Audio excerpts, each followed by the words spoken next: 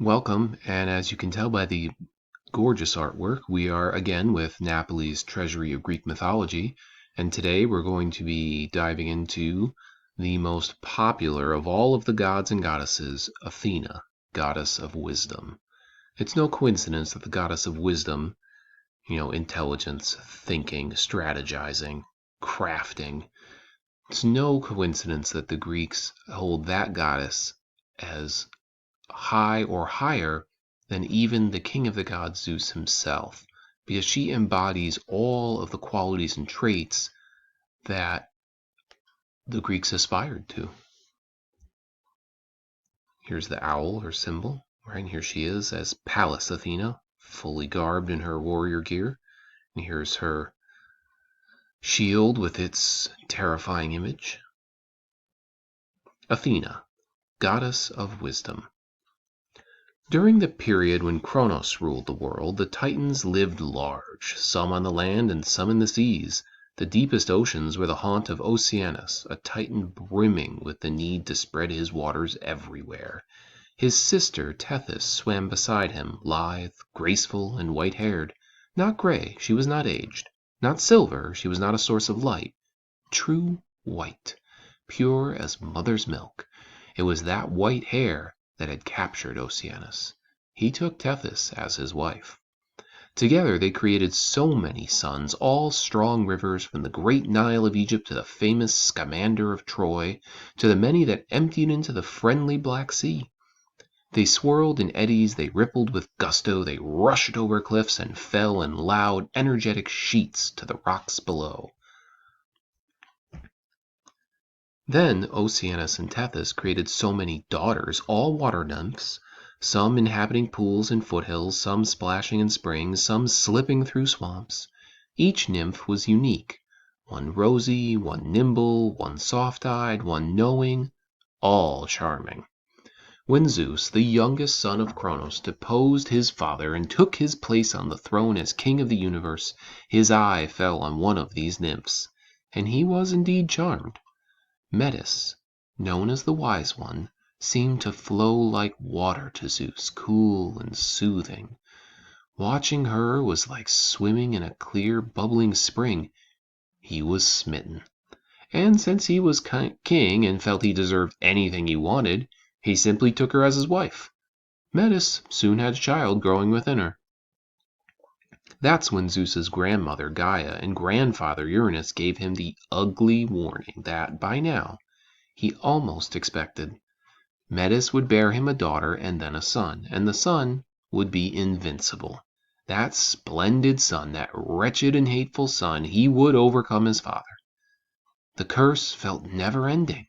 Uranus was overcome by his son, Kronos. Kronos was overcome by his son Zeus, and now Zeus would be overcome by the son that Metis was fated to bear him. Now, before we get too much further in this, let's just take a look up at the sidebar here, where it says, Birthplace of Democracy. Athena gave the olive tree to a special city, thereafter named Athens. Around 500 BC, Athens decided citizens should vote. Democracy was born. But women were not included. Men had many powers unique to them. The only power unique to women was childbearing. In the Athena myth, Athena is born from Zeus's forehead. Certainly the Greeks knew men don't give birth, but maybe they wished men did.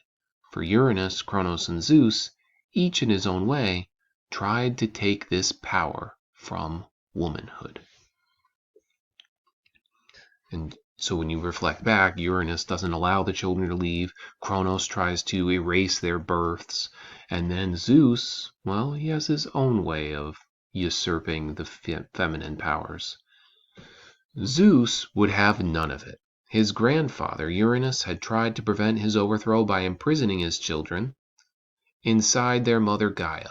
A failed attempt. His father, Kronos, had tried to prevent his overthrow by imprisoning his children inside himself. Another failed attempt. Zeus was smarter than either of them.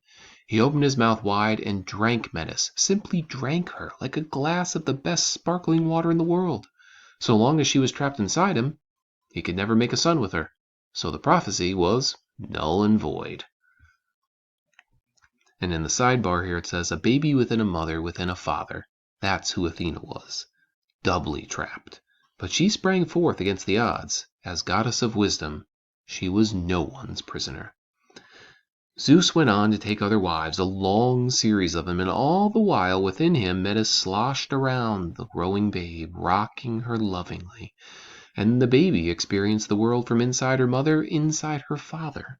She sensed everything that either of them sensed. She grew wiser than both. Time passed, and Zeus felt queasy, as though his stomach would burst.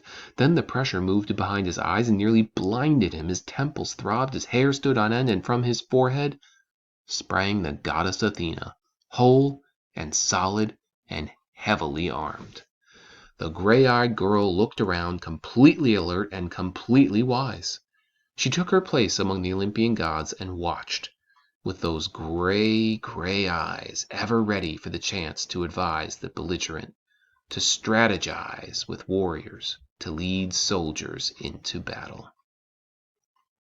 This is a great picture here. It's a great image of her bursting forth, right? Zeus's brainchild. Athena is a fantastic goddess, just a truly awesome character and figure in so many of the most important mythological stories that still survive to this day. Good old Athena.